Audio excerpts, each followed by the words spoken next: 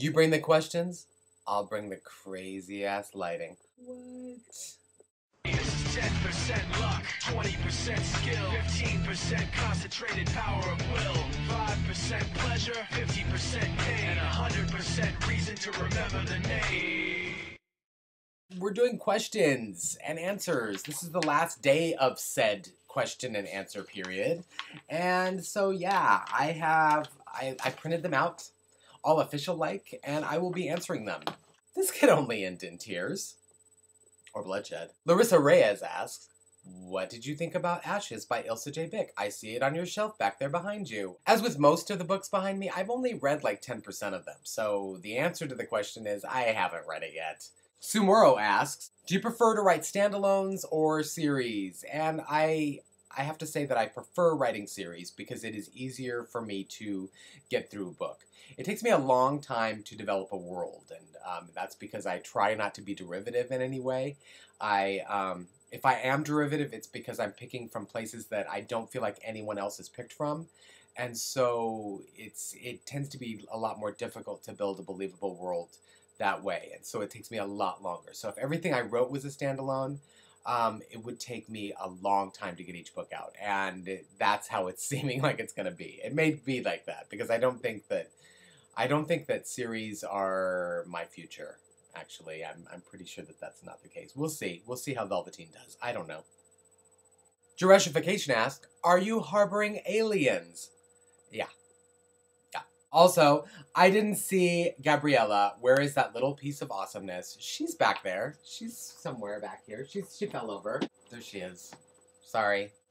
What is your favorite adult and favorite YA horror writer? I love Stephen King. He's my favorite adult horror writer, obviously.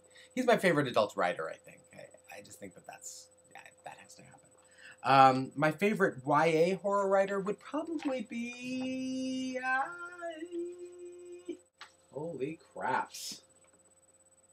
You're making this difficult for me because I don't feel like the people that are writing horror right now are doing a pure sense of horror. It's more like a horror fantasy kind of hybrid, which is sort of what I'm doing as well. I think I have one. Sad, right? It makes me sad. I would say Andrew Smith is probably the closest to what I would think of as pure horror. But, I mean, his definitely has a fantasy edge. So thanks, Book Disorders, for stumping me. Why did you decide to leave psychology? It's a thankless profession. I think a lot of people get into the helping sciences, those kind of things, to soft sciences, I think is how they refer to them, because they want to help people. And I think that our society, believes that that's a legitimate thing. They think, oh, that's great that they want to help people. Unfortunately, the people that the helpers have to work with to make that happen, the financial kind of people, the social workers, they all work within a system that is so fundamentally broken that it becomes absolutely thankless and miserable to do so. So people from the outside looking in go, those are some great people doing some great work. People from the inside are like, get me the hell out of here. This is miserable, horrible shit. And so I left. Which kind of answers the next question that Miss Milagros asked, which is, why did you want to get into it in the first place? I felt like I wanted to help people. That was a mistake. When I could scar them instead with fiction. Dub himself asks, what are you working on currently writing-wise? I am working on two things. An adult short story under my adult name that's due on September 1st, and the fleshed out outline for the second book in my contract with Random House, which is not related to Velveteen, and that is a horror novel. It's called The Stains right now, though that could change. Who knows? It's about a boy who can see people's sort of inner id, which is their desires and intentions unfettered, as these creatures that crawl out of their shadows and are tethered to them by these black, ropey, oily strands. It's just very puppet-oriented. It's set in a bizarre, sort of upgraded carnival atmosphere, where there's lots of piercings and tattoos and people suspended from hooks and things like that. It sounds very adult, I understand, but that's not the case.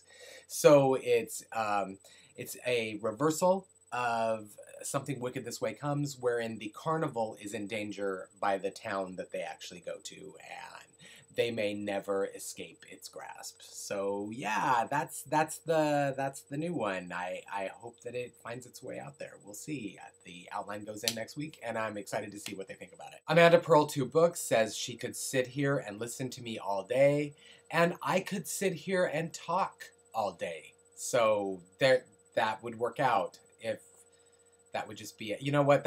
I could do, if I could get paid for that, I would just do that all the time. And yeah, I wouldn't write. I wouldn't do anything. It would just be this constantly. And to making up stories and shit.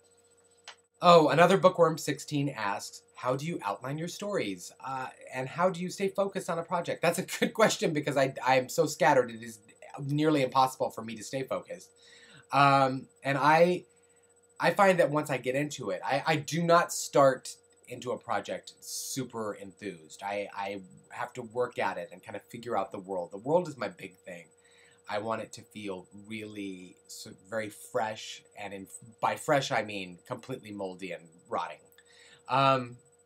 Because I think everything I do has a very dark wash on it. And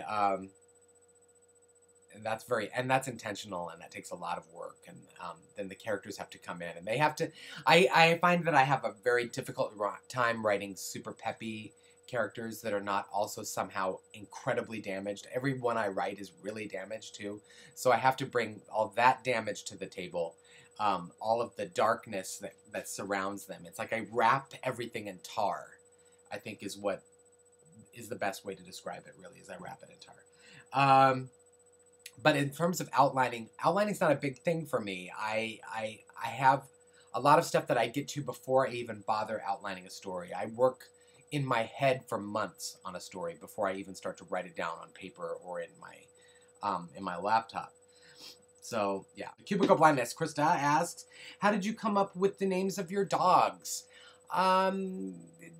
They just come up. Lindsay, who is our biggest dog, is named after the character from Halloween, the movie. And she's the little girl in the house she's being babysat, and her babysitter gets killed. Spoiler alert.